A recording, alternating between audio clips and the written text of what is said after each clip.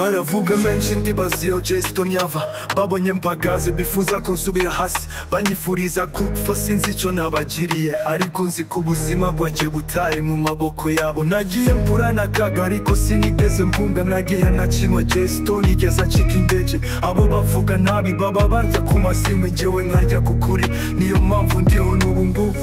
Ndaho nzajya sinzajya mpfa nubwo bambeshyera, sinzayanshika baranyifuriza urupfu nkaho ndi umwanzi, ariko Imana iri hejuru izajya impagarika. Ndaho nzajya barashaka kunyima amahoro, bavuga byinshi ariko sinzayamboroga. J-Stone ndi gikomeye no ku rutare, sinzayamuhungabana nzayarwana nk'intare.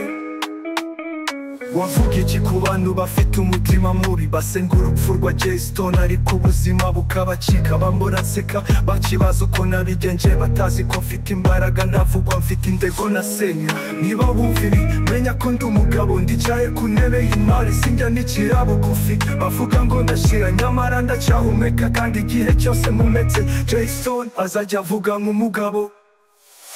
Ndaho nzajya sinzajya mpfa nuko bambeshyera, sinzayanshika baranyifuriza urupfu nkaho ndi umwanzi, ariko Imana iri hejuru izajya impagarika. Ndaho nzajya barashaka kunyima amahoro, bavuga byinshi ariko sinzayamboroga. J-Stone ndi gikomeye no ku rutare, sinzayamuhungabana nzayarwana nk'intare.